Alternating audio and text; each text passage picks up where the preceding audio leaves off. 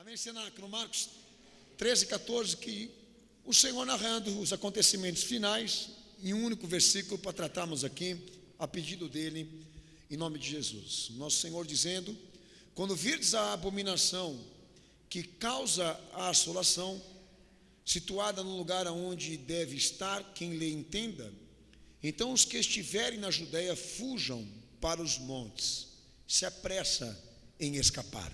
Amém? Quem crê nesta palavra da glória a Deus? Quem crê nela dá glória a Jesus? Pode estar sentado, Deus abençoe todos. Em algumas traduções,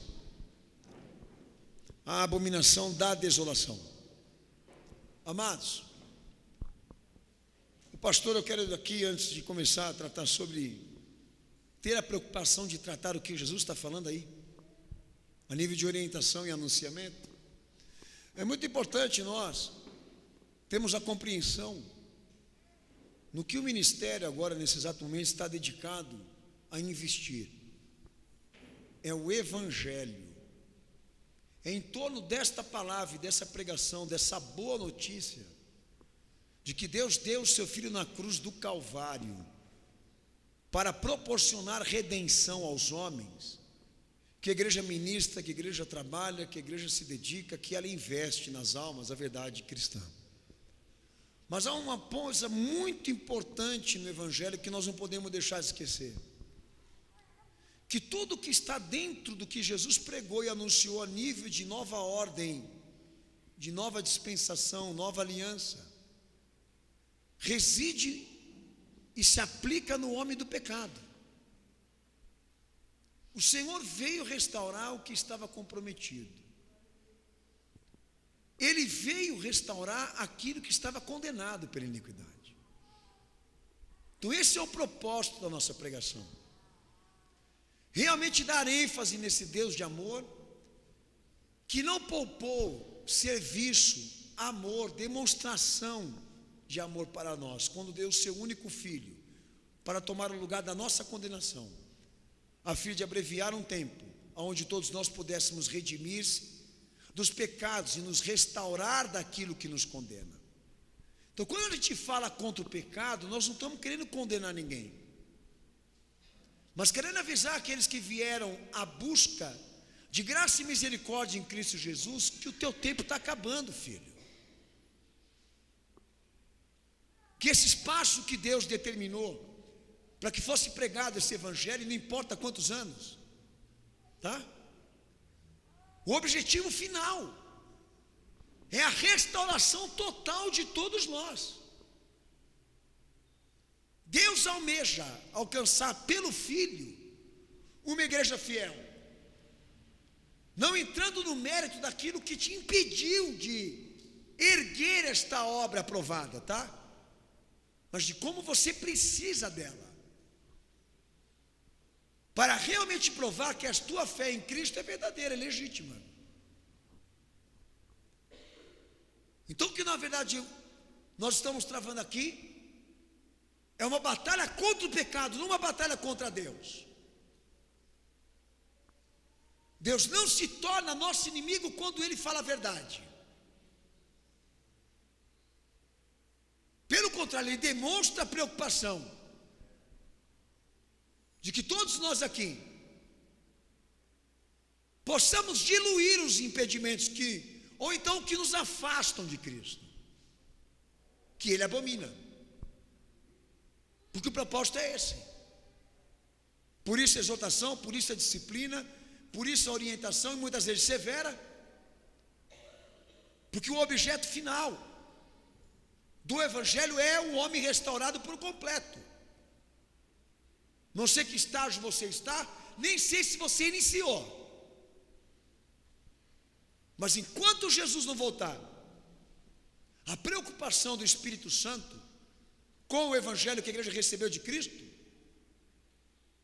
é exatamente este: investir na consciência dos homens essa verdade, esse caminho, para que eles possam ter condições, não só de ter o conhecimento, mas também a graça de poder sair dessa natureza, deste mal que nasceu com todos nós, que é o pecado. Então Deus não se torna nosso inimigo quando Ele fala a verdade. Ele não se torna nosso inimigo quando Ele vai contra o pecado.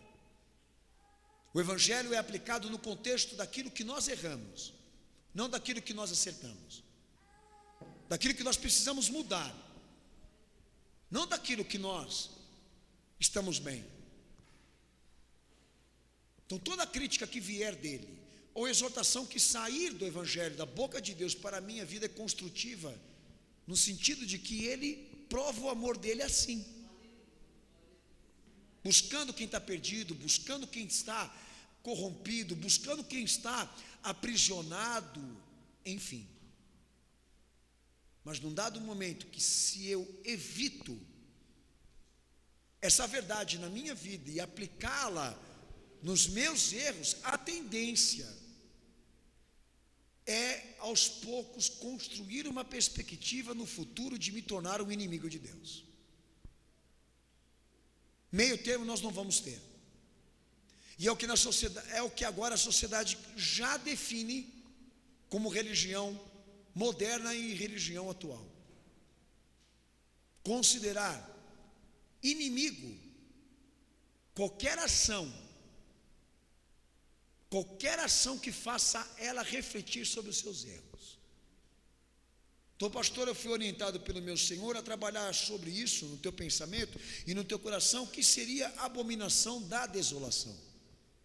A gente ia passar batido nesse versículo muitas vezes aqui, sem entender de fato o que o Senhor está falando aí. E há alguns intérpretes e alguns intelectuais que deram uma noção, mas muito grotesca e muito longe da realidade daquilo que a Bíblia quis dizer quando Jesus pregou sobre isso. Para chegar na desolação, primeiro é importante entender o que é a abominação. Então eu queria que você abrisse o texto de 1 João, capítulo 3, versículo 4, e preparasse esse texto em nome de Jesus, enquanto o pastor eu defino aqui expressamente, biblicamente, o significado dessa palavra abominação, que quer dizer coisas que para Deus são repugnantes, que Ele tem nojo, que Ele tem repudio, que Ele resiste. Abominação em tese, de tradução, por expressão, quer exatamente transferir a nós o sentimento de Deus com aquilo que Ele condena. Mas lê o texto aí, 1 João capítulo 3, versículo 4.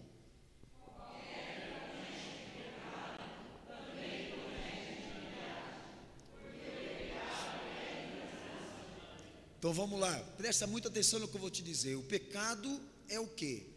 É tudo aquilo que Deus abomina, é tudo aquilo que transgride a sua lei, é tudo aquilo que passa por cima, desonra, afeta a vontade de Deus, conspira contra a vontade de Deus. Abominação é isso, é um sentimento de repugnância da parte de Deus com aquilo que Ele está enojado, que Ele vê na humanidade, que Ele vê no homem. Mas não quer dizer para mim que Ele deixou de amar, e que isso alterou o amor dele, mas Ele está sentindo nojo, repudio, somente nessa expressão. Então nos textos de Levítico 7, versos 18, Levítico 19, 7, eu estou falando aqui, mas fica tranquilo, não precisa anotar não. Ezequiel capítulo 4, versículo 14, Isaías 65, verso 4, 1 Reis 11, versículos 5 e 7, Isaías 66, verso 3, Jeremias 4, 1, Jeremias 7, 30, Levíticos 11, 10, Isaías 66, 17 e tantos outros textos. A abominação também demonstra a repugnância de Deus, especialmente no homem, no sentido religioso e moral. Desde lá do início da palavra de Deus, a palavra abominação isoladamente trata Deus enojado, resistente ao que o homem comete de maneira errada, seja no âmbito moral ou então espiritual. Então, pastor, vou falar algumas coisas aqui que em toda a Bíblia você vai entender o motivo da abominação.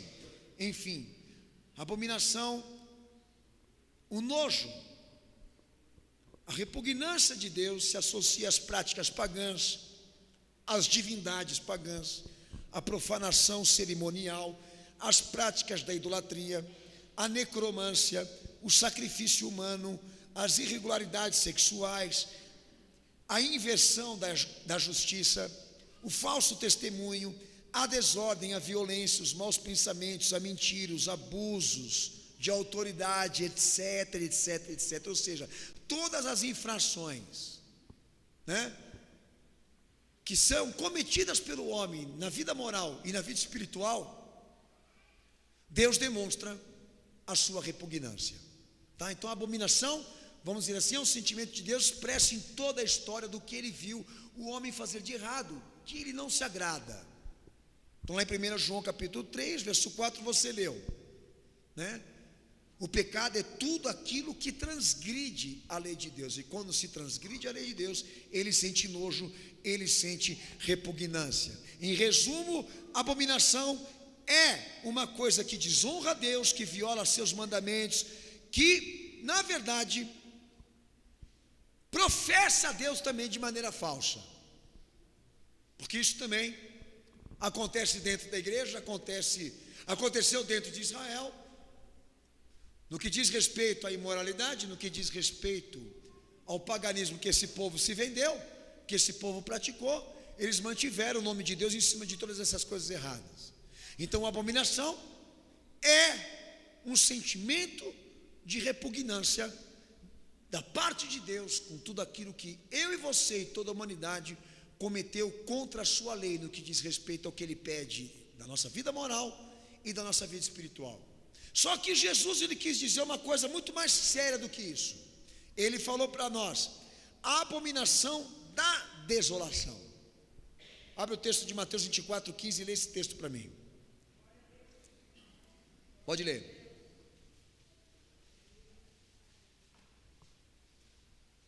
Mateus 24:15, leia. É o mesmo versículo, mas leia.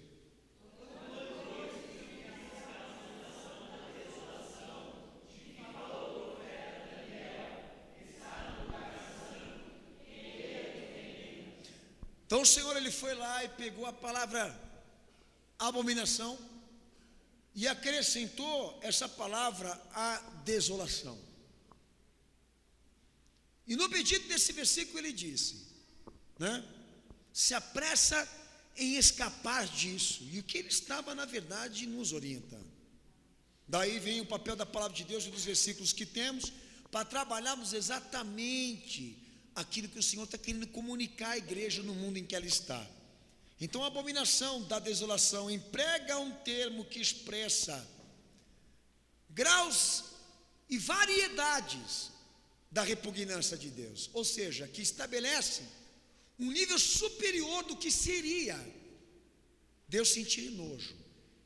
Então, se Deus já estava enojado com o que os homens cometiam contra o seu próprio corpo, contra a vida, contra o próximo, contra a fé, agora nós estamos conhecendo aqui uma coisa que é bem pior do que ser profano na vida moral e profano na vida religiosa. É o que Jesus está querendo comunicar aí. Se você quer saber o que seria Deus sentir uma repugnância no limite acima, que é a desolação, entenda o que Jesus está querendo falar aí, e é o que ele, na verdade, ele pede a todos nós. Eu vou falar certas coisas que você grave aí no teu pensamento. Quando Jesus fala abominação da desolação, a que se refere ao profeta Daniel, ele está querendo dizer uma habilidade consumadamente acima do limite do pecado moral e espiritual, que é a profanação. Ele está, na verdade, trazendo à tona uma característica, um perfil de uma sociedade que não só tem o prazer de desonrar a vida, a lei que Deus estabeleceu para a vida, a lei que Deus estabeleceu para o seu corpo, a lei que Deus estabeleceu para a sua fé, como também está destinada, empenhada em profanar aonde está o santuário de Deus. ela não está feliz em só contrariar Deus, no que diz respeito aos seus compromissos morais e espirituais, como levantar contra Ele a iniciativa de desonrá-lo, de atacá-lo, de profaná-lo em todos os sentidos, que é o que na verdade Jesus está querendo falar aí, colocando este evento na condição futura como um sinal de insígnia da sociedade que nós íamos nos deparar aí, nos dias de hoje, a nível de governos, de instituições, a nível de organizações, a nível de pensamentos, a nível de sociedade. Tanto que quando a Bíblia entra no mérito da escatologia, da visão futura, de como vai terminar uma sociedade que não creu em Cristo, a Bíblia já anuncia quem vai ser o rei dela. Paulo trata isso em 2 Tessalonicenses capítulo 2, 1 João capítulo 2, versículo 18 ao 22, João também fala, 1 João capítulo 4, versículo 2, 2 João versículo 7, Apocalipse 13, Apocalipse 17, ou seja, tudo aquilo que lá atrás entendíamos como abominação, nos dias de hoje, chegou para nós como desolação, que é a supremacia da maldade, no sentido de que ela não se empenha só em contrariar a lei de Deus, no que diz respeito às ordens naturais do fator, da criação, mas de levantar contra ele um império de profanação. Daí nós podemos falar do anticristo, daí nós podemos falar de sua ordem, daí nós podemos falar da sociedade pela qual ele vai governar. Há informações bíblicas aí, as mais vastas, cristalinas e profundas, para nos dizer como seria a sociedade moderna. Abre o texto aí, Mateus capítulo 13, verso 43 ao verso 45. Leia só o primeiro versículo para não ficar cansativo. Pode ler, Senado.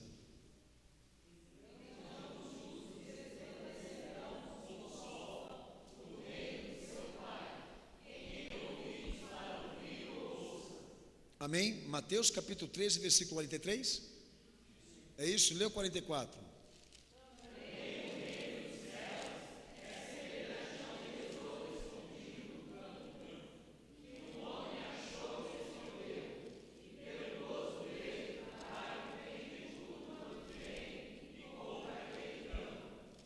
Espera aí que não é isso não, meu filho. Pastor Daniel deu o versículo errado para os irmãos aqui, mas vou consertar aqui, fica tranquilo. Amém? Espera aí que o pastor eu acho aqui.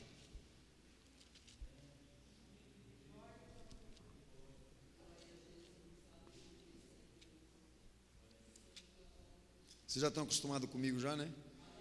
Mateus capítulo 12, versículo 43. Pode ler agora. É 12, não é 13. Vai.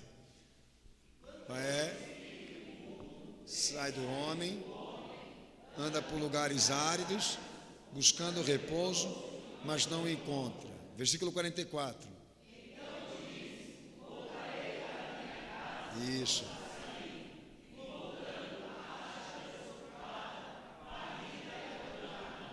Pode ler o de baixo.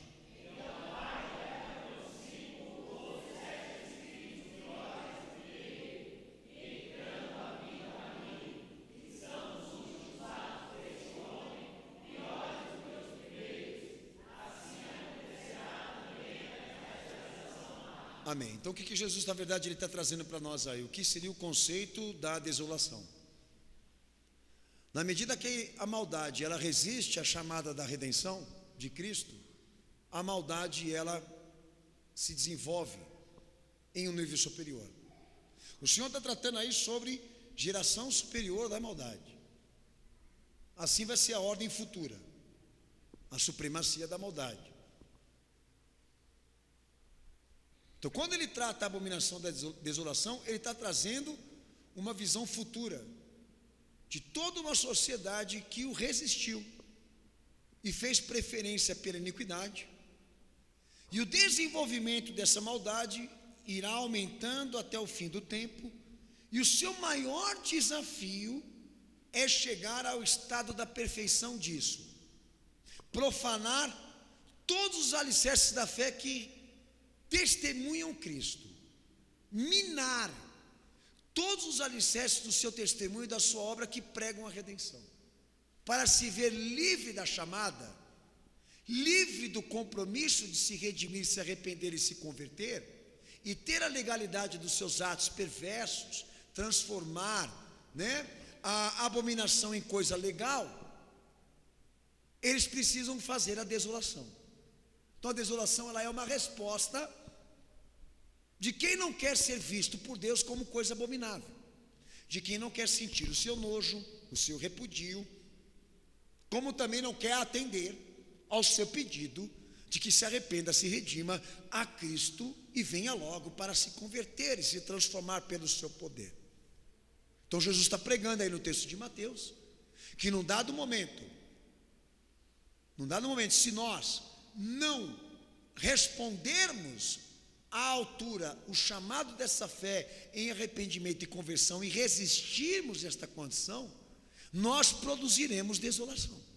Ou seja, nós estaremos empenhados em alicerçar, minar todos os alicerces da fé para nos ver livres desse compromisso. E eu não vou ficar sossegado enquanto eu não ver, por exemplo, a Igreja Sinai com a fé fechada e o pastor Daniel morto. Eu não vou ficar sossegado enquanto eu não ver a Bíblia queimada, enquanto eu não ver a Bíblia modificada, rasurada. Estou dando um exemplo aqui para você. Então, para não ser visto como coisa abominável, o meu consolo é destruir a obra de Cristo. E o Senhor está colocando aqui para nós, todos, que o instrumento do desafio final do diabo com essas sementinhas do mal é ofender e profanar todas as coisas pertencentes a Deus, ou ao seu testemunho, ou ao seu santuário. Olha como a coisa é séria. Por isso Jesus ele coloca o mais alto grau da barbárie, o mais alto grau da depravação, da maldade, consiste numa sociedade cujos seus pensamentos, cujos seus sentimentos se organizam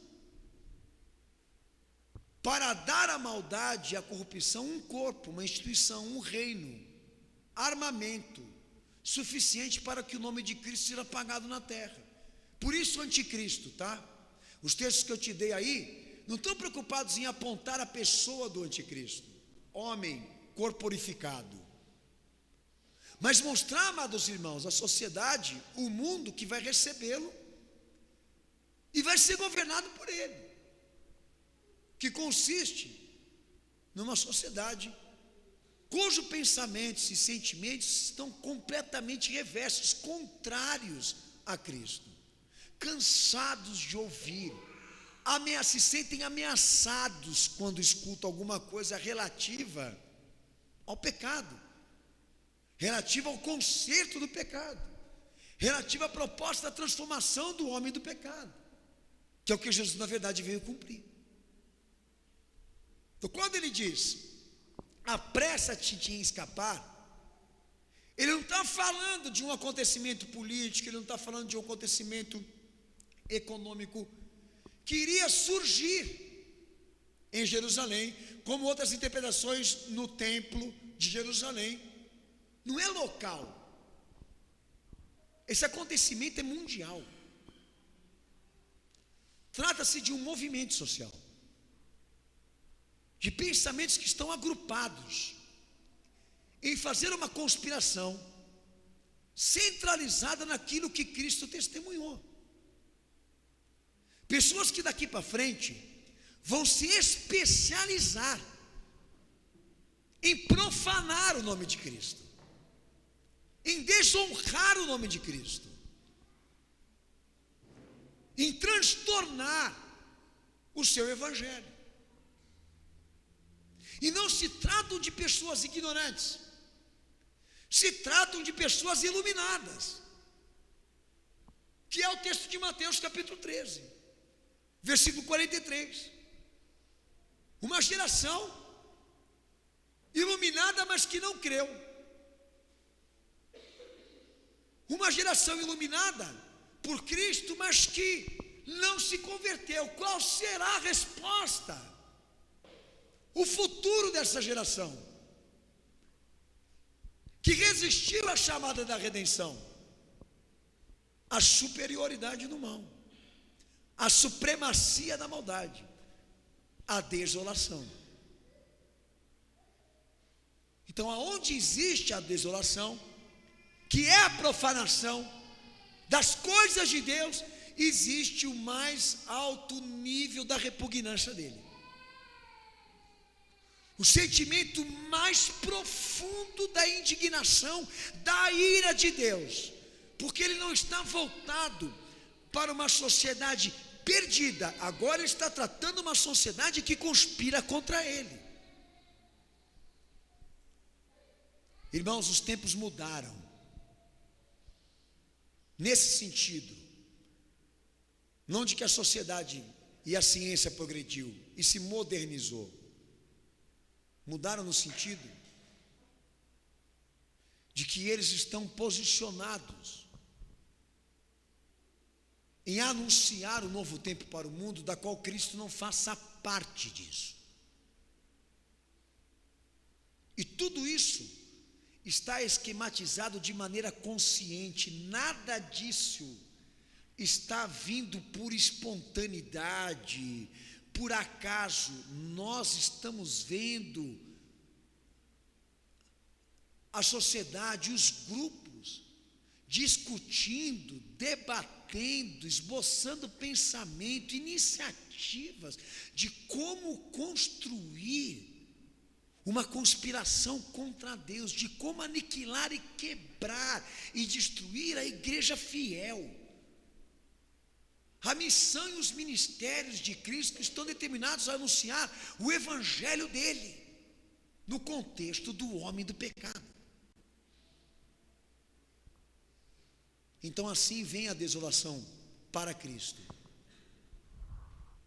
por parte de uma sociedade que ela não vai sossegar, que ela não vai descansar, enquanto não chegar ao desafio maior do sistema, que para eles é o estado mais perfeito: destruir tudo aquilo que está relativo à obra da redenção de Deus por intermédio do seu Filho. Isso é a sociedade apocalíptica, isso é o anticristo, isso é a insígnia do império mundial.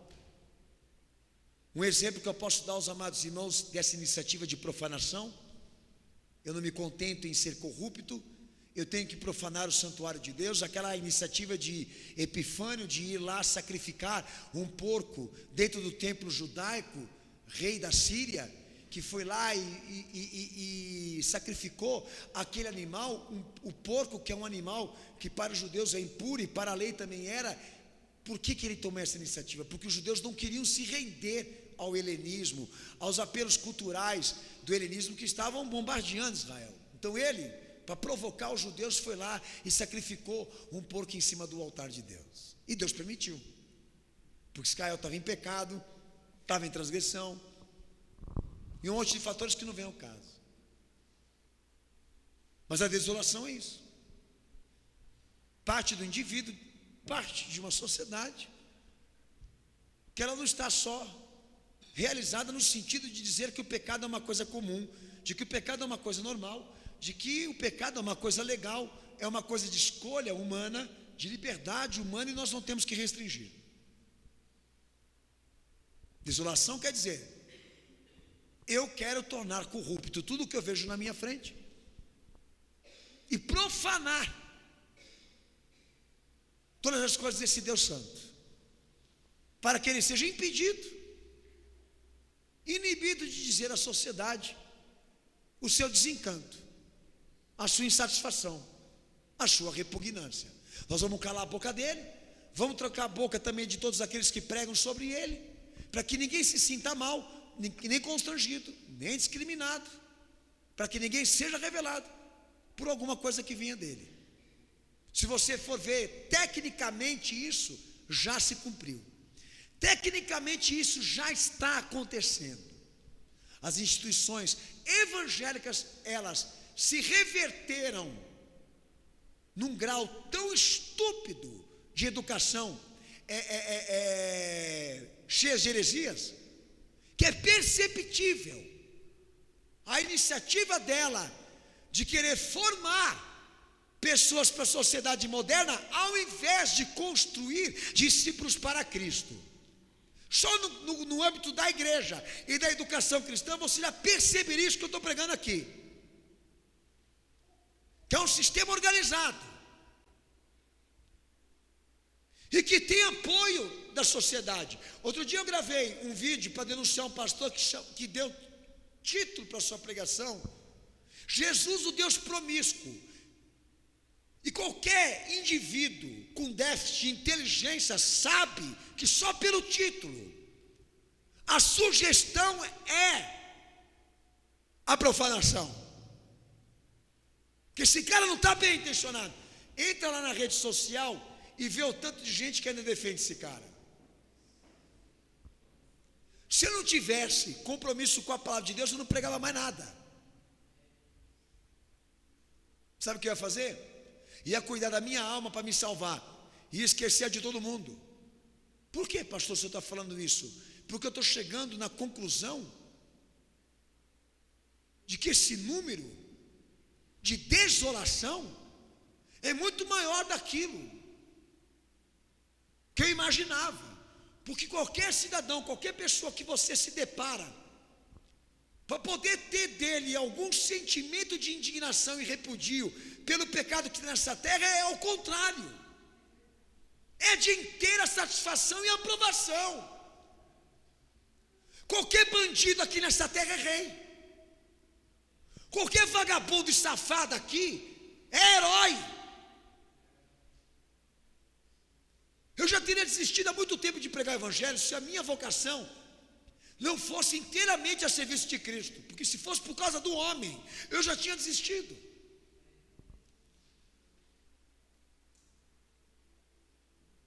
E é isso, na verdade, que o Senhor queria avisar aí. Escape logo, fuja, corra para o lugar mais alto, porque quando a desolação chegar, vai assustar e perplexar aqueles que são fiéis,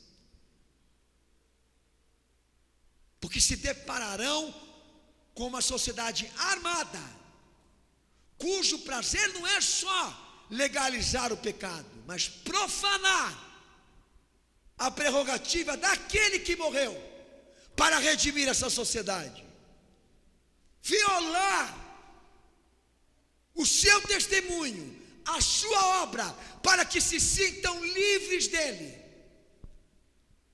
e da obrigação de se arrependerem e se converterem. Eu queria ler alguns textos dos irmãos. Exemplo, Romanos capítulo 1, verso 18 ao verso 32. Olha como que a Bíblia é uma coisa maravilhosa. Mas lê o texto do versículo 32, vamos lá. Pode ler sem medo, porque é isso mesmo que você está lendo aí. Romanos capítulo 1, verso 32, pode ler.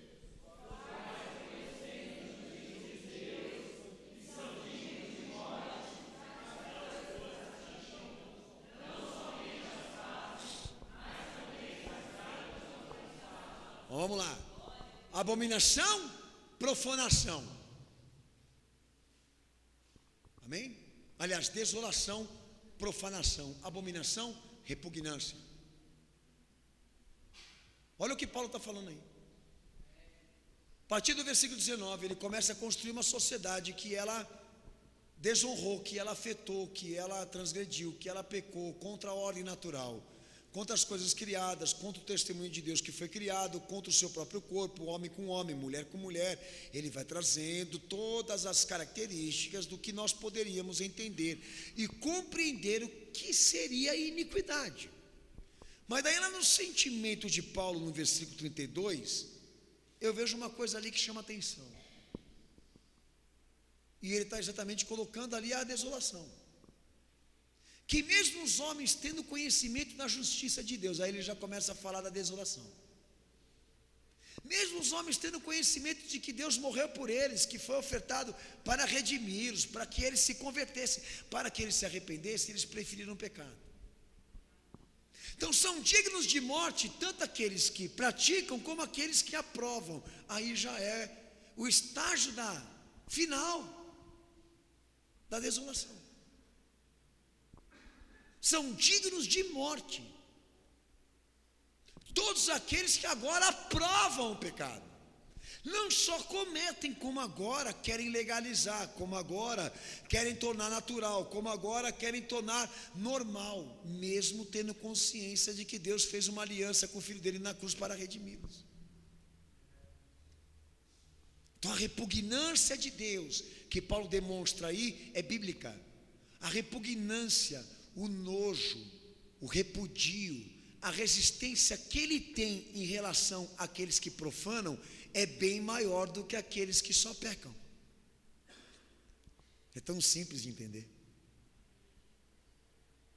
A superioridade da maldade, do satanismo, paira sobre aqueles que têm o conhecimento da justiça e pecam mesmo assim. E agora a iniciativa daqueles que cresceram debaixo de um anunciamento evangélico, e eu posso certificar aos amados que praticamente toda a sociedade foi evangelizada de uma forma correta ou incorreta, não importa. O estágio final dela, da sua dedicação, do seu empenho, não vai ser refletir para entender e compreender a profundidade do amor de dar a vida dele para salvá-la, mas de como apagar o nome dele da terra. Eu, quando cheguei para vocês aqui de púlpito, e eu não esperava um dia ter que tratar sobre isso, de uma sociedade bíblica, de produção de Bíblias, renomada, conhecidíssima aqui no Brasil, Sociedade Bíblica do Brasil, e que eu trouxe de púlpito e levei na mídia, ao conhecimento de todos, que ela estava construindo uma nova versão, cuja tradução, conteúdo estava inteiramente modificado, para não dizer uma Bíblia reversa. Eu posso dizer aos amados irmãos que eu fiquei assustado com essa informação, porque as expressões que eu vi eles colocando na Bíblia são coisas estúpidas.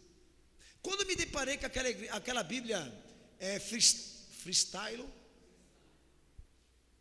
que é uma Bíblia feita com uma biografia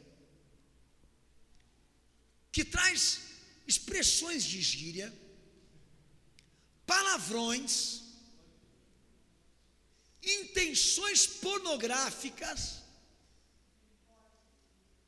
quando na minha vida que eu ia imaginar uma coisa dessa, que uma instituição ou pessoas cristãs que professam Cristo terem o trabalho e o serviço para cometer esse tipo de coisa, e criar um genérico para a Bíblia, ao ponto de colocar palavrões, gírias e iniciativas sexuais, eu digo maliciosas, do tipo Jesus cantando, entendeu? Uma mulher, chavecando uma mulher, eu não lembro bem se foi isso mesmo, né? Vai pesquisar, fica à vontade, daí você vai entender o que eu estou pregando aqui nessa noite. Ô meu amigo, você entrou na igreja com problemas espirituais, você entrou dentro da igreja com problemas morais, etc, etc, etc, mas agora eu te vejo batalhando contra Deus e rivalizando-se com a fé. Você não está do lado de quem quer se arrepender, você está do lado de quem quer contestar, do lado de quem quer conspirar, do lado de quem quer exatamente ver o nome de Cristo desonrado.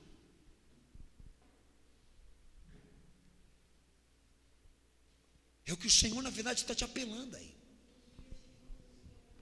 Suba para um lugar mais alto para que isso não pegue você. Porque o sentimento de repugnância de Deus está voltado de maneira mais profunda, em nível mais alto. Não é com aqueles que só pecam, não, contra a sua vida e a vida do semelhante, mas contra aqueles que estão armados para destruir o seu testemunho e destruir a sua palavra. É isso que Jesus está falando aí. A essa igreja hoje que está reunida aqui perante essa pregação, com conhecimento de justiça, ter discernimento das coisas que são erradas, daquelas que Cristo veio libertar, mas de certa forma não conseguiu produzir nada ainda, porque tem insatisfações, porque tem cismas, porque tem certos sentimentos contrários, né? Sentimentos não harmonizados com aquilo que Cristo prega, estão tendo problemas de aceitação, de assimilação. E eu te alerto, se você não mudar essa natureza, esse quadro de incerteza na tua vida, amanhã você vai estar compondo essa sociedade, este mundo da qual Cristo qualifique muito bem, como sendo a sociedade organizada que vai conspirar contra Ele. A tendência, se nós não se convertermos de verdade, depois do conhecimento que recebemos, é nos transformarmos nisso aqui, a desolação.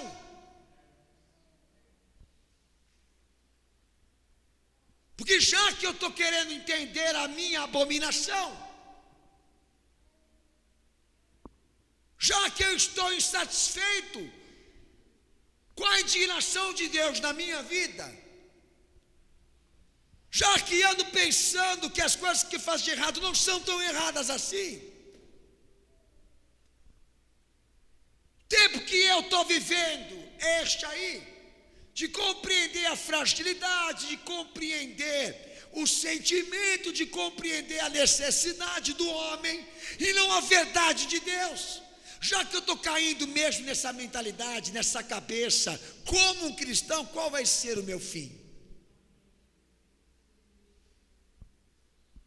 O último degrau é a desolação. E Deus não sentirá só o nojo, mas a indignação e a ira de Daniel 9:27. Abre o texto de Hebreus capítulo 6, verso 2 ao verso 6. Pode ler esse texto aí com muita força. Pode ler. Os irmãos têm medo de ler, né? Vai que, né? Pode ler. Hebreus 6, verso 2.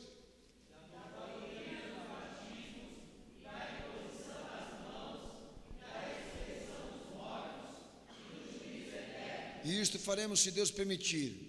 Olha o que Paulo fala, capítulo 6, verso 4. É impossível que os que já uma vez foram iluminados e provaram do celestial e se fizeram participantes do Espírito Santo e provaram a boa palavra de Deus, os poderes do mundo vindouro, e depois caírem, sejam outra vez renovados para arrependimento. Entenda que ele não está tratando de fragilidade, ele está tratando de outra coisa aqui.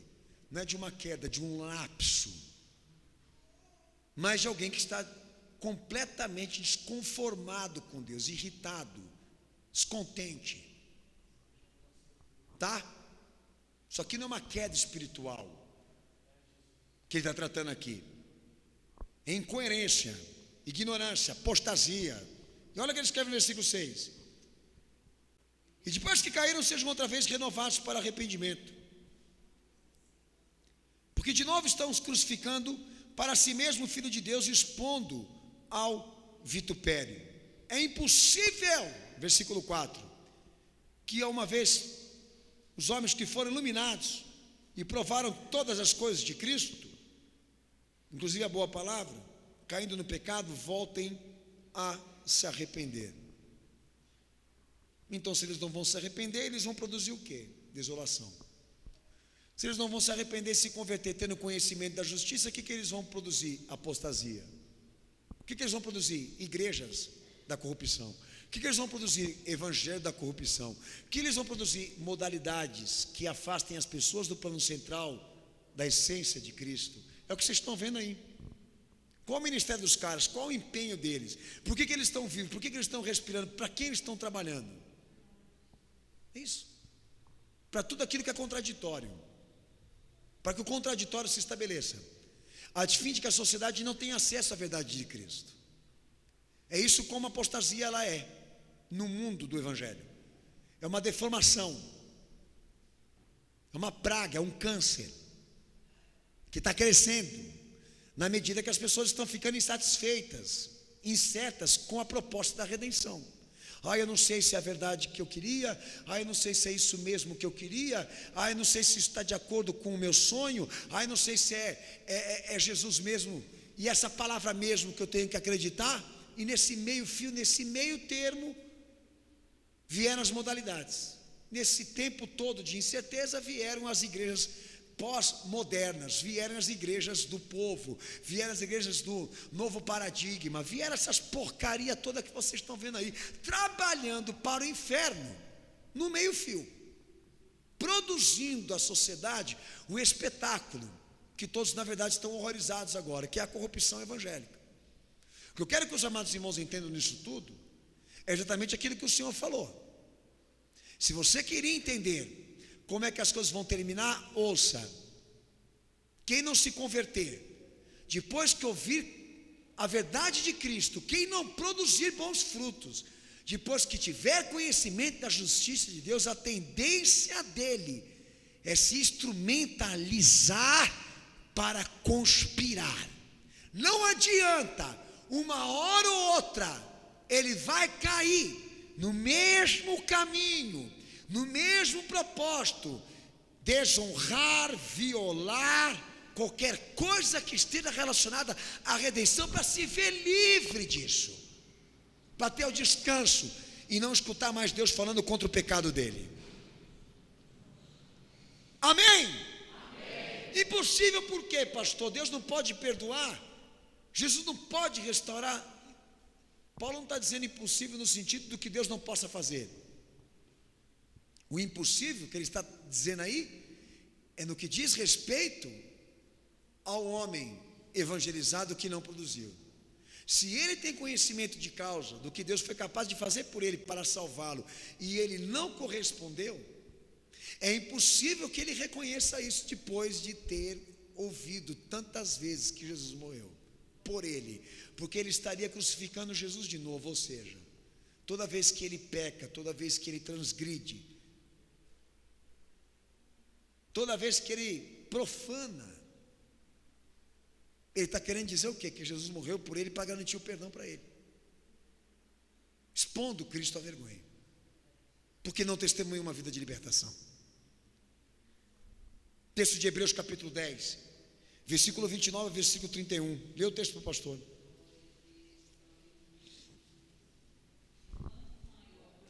Pode ler.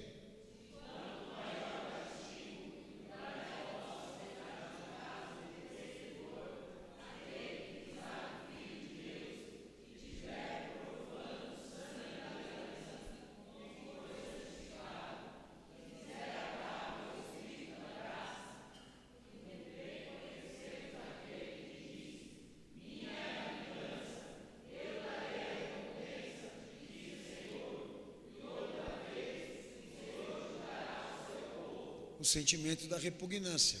Pode ler o versículo, pode ler.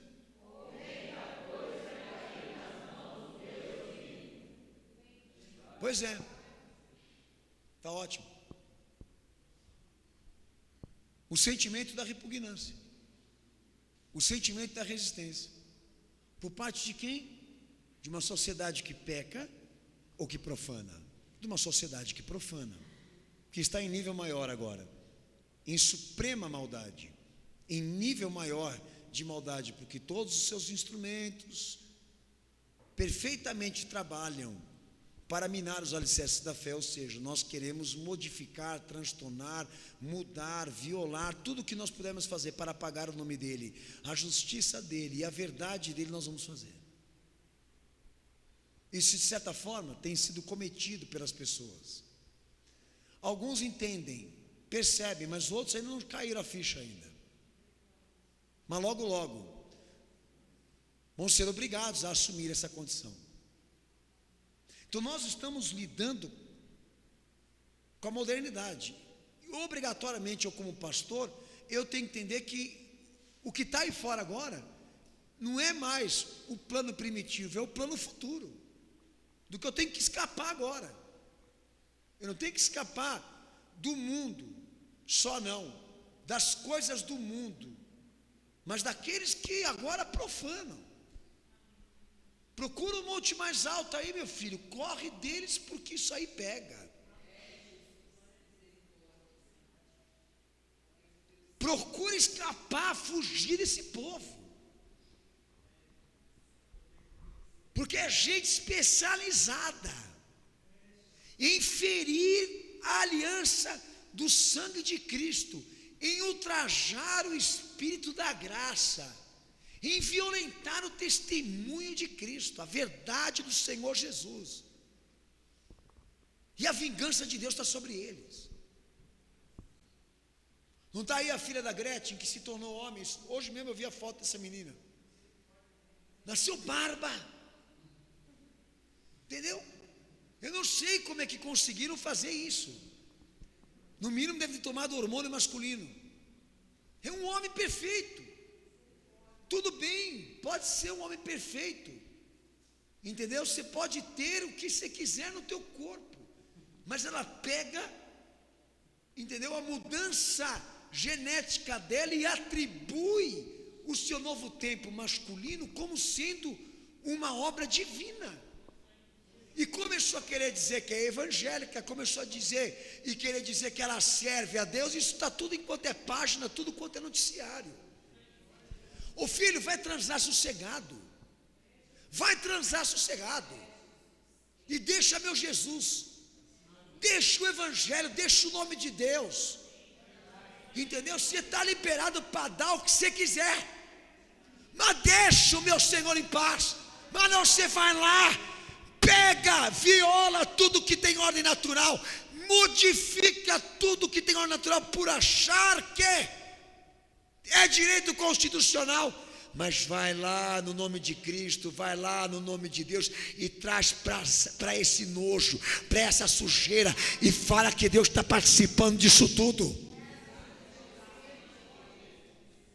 Tem igreja que se preocupa com os gays, eu não tenho preocupação nenhuma com eles. Não sei por que tanta preocupação com gay.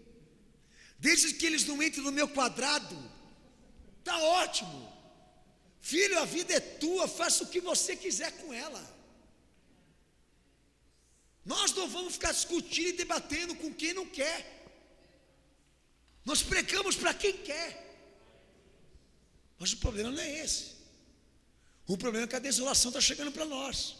E eles estão se achando no direito de produzir para Cristo, para o nome de Cristo, para a obra redentora dele, propósito de iniquidade e pecado legalizado, desonra, profanação. Ora, se Cristo morreu para te libertar do pecado, como ele pode considerar o teu pecado uma coisa legal? Se ele veio para quem está perdido e para quem é pecador se redimir e nascer de novo e ser santificado, como que ele pode aceitar construir uma igreja de gays, construir uma igreja de divorciados, construir uma igreja cuja conduta moral e espiritual é perversa? Aí é que o Senhor na verdade alerta. Sabe qual é a briga maior aqui? Não é por parte daqueles que estão pecando, é por parte daqueles que estão profanando.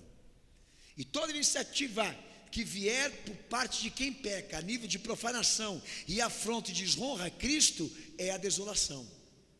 E aonde está a desolação, está um nível superior da indignação de Deus, do seu repudio, do seu nojo. É esse sentimento que o Senhor transparece aqui. Daí vem o sentimento de Pedro, 2 Pedro capítulo 2, versículo 20 ao versículo 22. Olha o sentimento desse irmão aí. Quando se trata de degradação, deslealdade, apostasia, infidelidade à aliança, superioridade da maldade, olha o sentimento desse irmão aí. Depois de eles terem escapado, vai.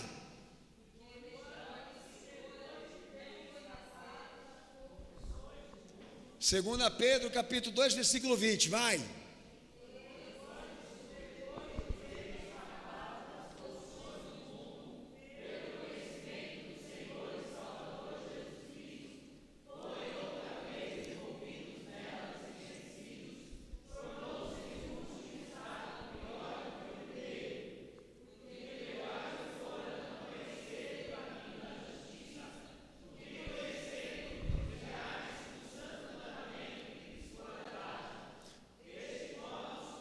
Aleluia. O cão que voltou ao seu próprio vômito e a porca lavada que voltou para a lama. Certo? Pessoas não regeneradas. Qual o propósito do diabo com quem não vingou no evangelho? Tornar ele um instrumento de profanação. É melhor que esses caras nunca tivessem se convertido do que vir a ser profanação. São os não regenerados, tá? Considere assim todos aqueles que não vingaram no evangelho, que não produziram uma vida cristã autêntica, instrumentos futuros de profanação. Escape disso, diz o Senhor. Fuja para um monte mais alto que você puder, porque quando a desolação chegar, ela vai ser isso: um exército montado de filósofos, de intelectuais, de religiosos, de lideranças religiosas, para alicerçar o governo que o anticristo vai reinar e minar a doutrina de Cristo, ponto por ponto, aspecto por aspecto. E eu poderia enumerar isso aqui. No âmbito sexual, espiritual, eu que venho denunciando ecumenismo, diálogo interreligioso, nós que constantemente denunciamos aqui o segundo casamento da igreja evangélica, a homossexualidade agora sendo assumida pelas igrejas presbiterianas, metodistas. Nós vamos ver coisas horripilantes, medonhas. E eu pergunto: qual o teu sentimento diante disso tudo? Qual o nível da tua indignação e do teu repudio diante disso tudo que você está vendo agora? Você aprova? Você concorda ou você sente nojo? É o que Jesus está tratando. Se você não sente nojo, Deus sente. E em nível mais alto com aqueles que profanam do que aqueles que só pecam. É isso que Jesus está tratando teologicamente, biblicamente aí. Uma coisa que muita gente não quer sentir quando Deus sente. Quando ele vê coisa errada, suja, imunda, por parte daqueles que têm conhecimento de causa, de que ele morreu para dar a este homem que conspira contra ele e contra a sua verdade uma nova vida. Agora ele luta para tornar a situação dele de abominação coisa legal. Por isso que vai chover ainda igreja nessa terra e lideranças para dar um governo para o caos, porque nós não estamos vivendo um problema apocalíptico no sentido de que as coisas estão dando erradas porque Deus está derramando a sua ira. Nós estamos vivendo um tempo apocalíptico aonde os homens estão destruindo, derrubando tudo o que Deus um dia ergueu e construiu. Lá na frente talvez ele desça a mão para arrebentar com isso aqui, mas por enquanto o que eu vejo é uma visão apocalíptica alicerçada em atos humanos. A destruição aqui está sendo representada por homens, por pessoas que teriam um papel de transformar isso, mas estão tendo o compromisso de tornar ainda mais esse mundo uma coisa pior. Irmãos, ou você entra para dentro do reino, é o que você vai virar. Não me olhem de maneira estranha pregando isso, porque é fato. A desolação se alicerça na tua incapacidade como cristão. Você produz perspectivas de desolação na medida que você não atende à repugnância de Deus.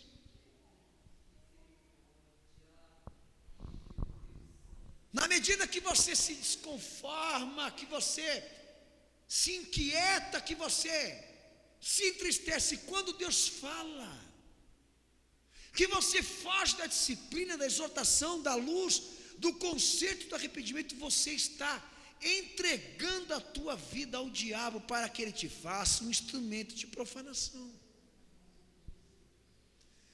99% das pessoas que se rebelaram aqui dentro dessa igreja não largaram o nome de Cristo, não largaram a Bíblia para assumir as suas vidas promíscuas. Estão sendo acolhidas por instituições modernas, porque elas precisam do nome de Cristo para manter a imagem, o status da sua religião.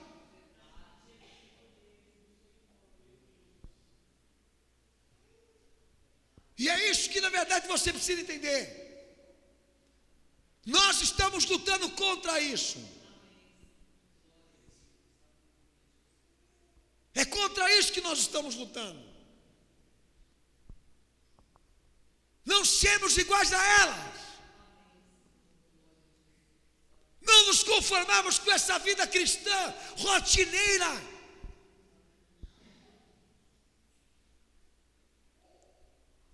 Porque se nós nos contentarmos com esta vida cristã, cuja está alicerçada na aparência, nas imposições formais, se nós escondermos a nossa morte, se nós encobertarmos os nossos problemas espirituais, as nossas incredulidades, se ficarmos aqui dentro mentindo, enganando, vai chegar uma hora que vai sair um bicho de dentro de você, um demônio dentro de você, batizado, doutrinado, com conhecimento de causa, de justiça, cujo instrumento agora é se dedicar inteiramente em tornar o nome de Cristo uma ideia reversa, uma palavra mentirosa, gerando apostasias e deformações, gerando conflitos e caos dentro da onde Deus opera, da onde Deus fala, da onde Deus santifica, da onde Deus manifesta a sua verdade. Eu com certeza não vim para esse plano de fazer a minha maldade aumentar depois que eu cheguei na conclusão de que eu não quero ser crente. Eu não vim para voltar. Eu não saí da onde eu saí para voltar. Estou decidido a pagar o preço que Deus me deu para pagar, porque eu quero e peço ao meu Senhor Jesus que aniquile, que quebre, que destrua todo o homem da corrupção dentro de mim, porque eu sei que não vai ter meio termo, porque isso pode acontecer comigo também.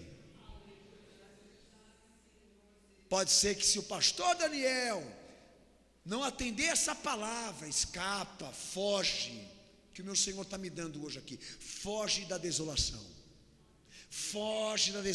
Senhor. Se eu não atender essa palavra, eu sei que eu também não vou largar o osso, nem você também. Nós vamos ficar lá, dentro da igreja, com a Bíblia debaixo do braço, dizendo que nós somos crentes ainda, e debaixo do pecado. Amém? Amém ou não? Nós vamos ficar lá se iludindo, enganando todo mundo, enganando nós mesmos. Vamos ser iguais a eles, entendeu? Era melhor que a gente fosse para o centro de macumba, para o catolicismo, lá para Roma, não. Talvez não seja isso. Talvez a gente vai fazer como eles estão fazendo agora. Nós vamos para o genérico. E ainda vamos gravar CD, ainda vamos ser consagrado bispo, e ainda vamos virar apóstolo, e ainda vamos ter programa na rádio, programa na televisão só para falar besteira, só para armar a apostasia e fazer ela ser maior do que ela já é. Amém? Filho, eu tenho gente da minha família trabalhando para isso. Pessoas da minha família trabalham para isso que eu estou pregando hoje aqui. A última que eu escutei foi isso aqui: eu quero o direito de pensar por mim mesmo. Apusquito dos infernos, que o diabo te carregue. Você quer ter o direito de pensar por si mesmo? Aleluia! Porque eu não quero te ver na minha frente. Vai para Paris, vai comer macarrão na Itália, vai para Veneza andar de barco logo, porque a água está subindo. Vai velejar com o filho do Lula. Entendeu? É essa vontade que eu tenho de dizer para eles: filho, larga o osso, larga Cristo, larga o Evangelho, se o teu negócio não é a redenção. É que nem o pastor lá que foi no tribunal comigo lá: filho, por que o senhor não deixa de ser? Ninguém está tirando o teu direito de se casar de novo. Mas o senhor não pode ser pastor assim? Mas por que você não larga o osso? Dá o osso aqui, dog. Larga o osso. Mas eu sei porque largou agora. Entregou a igreja para Madureira. Largou o osso. Qual a natureza do abandono? Questões de saúde. Saúde mental. Saúde mental. Largou o osso porque não tem outro jeito, porque senão ia falir tudo lá. Certo? Ele fica ali, ó. Ali, no plano de continuar explorando, gerando abominações. Irmãos, é meu pacto com Cristo, é a minha aliança com o Senhor Jesus. Prefiro ser quebrado do que virar isso. Prefiro ser quebrado do que me transformar nisso. Essa desolação eu não quero para a minha vida. Não quero ser o cãozinho que vai voltar e a porca que vai voltar. Não quero cumprir esse provérbio. Não quero ser essa reversão. Não estou aqui nesta igreja pregando esta palavra hoje para fazer parte desta deformação, deste movimento que está infelizmente empenhado em profanar o santuário do meu Senhor, o santuário da sua redenção. Não quero para mim. Estou falando da minha parte para o meu Senhor aqui agora. Não quero, meu Senhor. Me mata, me leva antes de cair. Me joga debaixo de um caminhão antes de eu cair. A hora que eu pensar em cair, o Senhor me mata. Porque eu não quero ficar nessa terra para gerar escândalos. Eu não quero ficar aqui nesta terra para envergonhar o teu nome. Eu não quero ser opróbrio. Me leva. Me leva, meu pacto com o meu Senhor. Quero ver você ter força para falar isso. Quero ver você ter força para fazer essa aliança aí. Vem para Cristo para não voltar. E a hora que eu pensar, o Senhor me esmaga, me mata e me leva. Tem pensado assim? Ou não? Ou você está só na fase da experiência? Você está só no namoro, em cima do muro, olhando para nós aqui do lado, para ver se você se encanta e vem também. Filho, essas incertezas que você está tendo aí dentro do teu coração, esses absurdos que você não conseguiu mudar, estão alimentando o diabo para te tornar isso um instrumento de profanação. Você tem que mudar esse quadro rápido. Você tem pecado para confessar? Confessa logo. Você tem pecado para se redimir? Se arrependa logo. Limpa essa casa logo. Limpa ela para o Espírito Santo de Deus habitar. Enche essa casa do poder de Deus e do poder do Espírito Santo. O propósito é esse, não deixar vazia. Encher da graça, do poder de Deus, para que esse evangelho seja visto em você. Porque se ficar no meio termo, o diabo vai voltar para te tornar uma coisa bem pior do que você era antes. Os piores então saíram do nosso meio, não do mundo. E esse sentimento que para nessa expressão, a desolação. A abominação da desolação, o sentimento mais alto de repugnância de Deus por um povo que se instrumentaliza para profanar a sua obra, porque querem se ver livres da penitência, do compromisso de honrarem a morte do seu filho.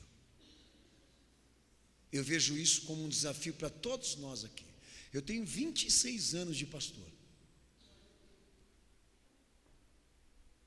e continuo lutando contra o homem da corrupção.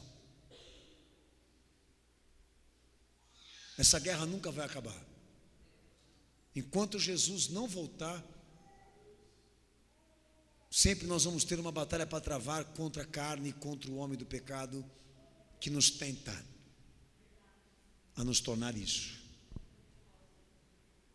Profanadores do templo, do Espírito, da graça, da aliança, do Evangelho, do nome do Senhor Jesus Cristo. Olha para eles, são frios, indiferentes, mentem com natureza, mentem com maior naturalidade, e fazem aí o que Amós 5:7 diz. Lê, está acabando. Amós 5:7, pode ler. Era coisa da gente falar assim: nossa, eu estou vendo um espírito diferente em você. Um capeta convertido. Vai, filho, lê o texto. Pode ler bem alto. Isso, o que mais?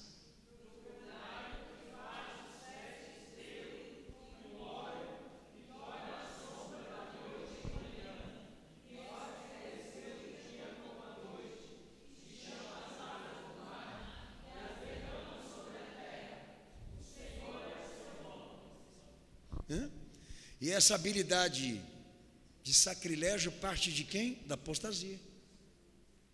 Quem transforma a injustiça em justiça? As trevas em luz, o amargo em doce? Aqueles que são desolação. Não julgue para não ser julgado, dizem eles para mim. A desolação fala isso para mim: não julgues, porque senão Deus vai te julgar. Quem não tem pecado, ataca a primeira pedra. Eles ficam em cima exatamente de textos isolados para forjar um álibi, uma autojustificativa, um pedido de desculpa, uma razão para o seu erro. Enfim, eles precisam filosofar, provar a inocência, explicar por que eles erraram. Está errado, mas tem que explicar por que errou. Tem que amenizar os impactos da responsabilidade. Segundo eles, o meu pecado é igual ao teu. Você é miserável que nem eu. Todos nós somos miseráveis. E eles ficam usando essas parafrases exatamente para lubridiar, para sair do foco. Você pecou. Você está destruído. Você está falido. Você está no mundo. Não é isso que nós estamos discutindo aqui. Por que você fica dando giros e giros e giros em torno de uma coisa que é tão simples compreender e entender? Macho nasceu macho, mulher nasceu mulher. Mas se você meteu a faca no negócio e quis virar homem da noite por dia, eu não tenho culpa. Mas macho é macho, fêmea é fêmea, a ordem natural dos fatores pode ser alterada, mas continua sendo.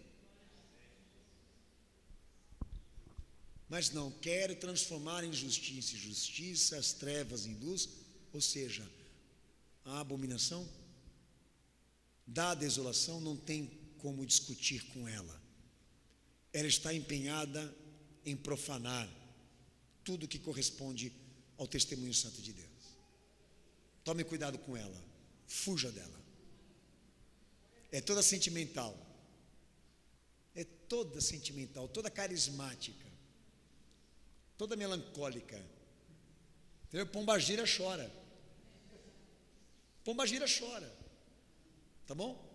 Toda melancólica. Tá fazendo biquinho, é? Tá doendo. Tá doendo. Tá doendo. Tá doendo. Mas dói mais.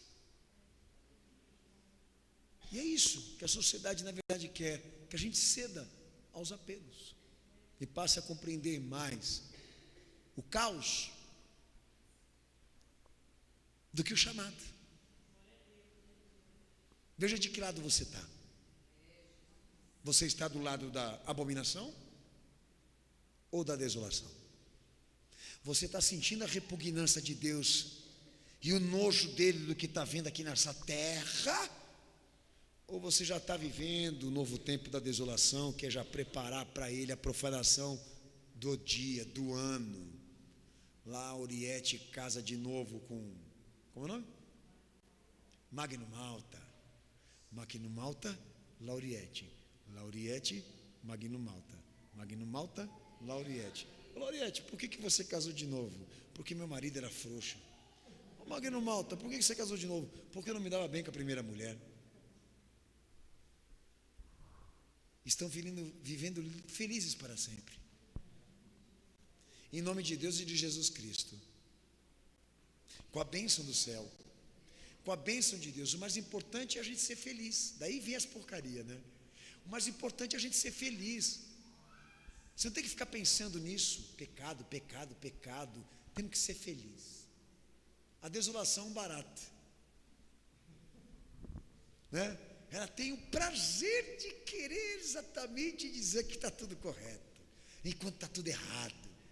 Você está vendo isso? Corre, foge, vai para a indignação de Deus e para a repugnância dele. Fica lá, sente o peso, sente lá o nojo, o repudio dele, sente a ira dele, a revolta dele, porque quando estas coisas chegarem a você, o amor dele e a redenção dele virá, se você se arrepender e se consertar. Abaixa a tua cabeça, fecha os teus olhos.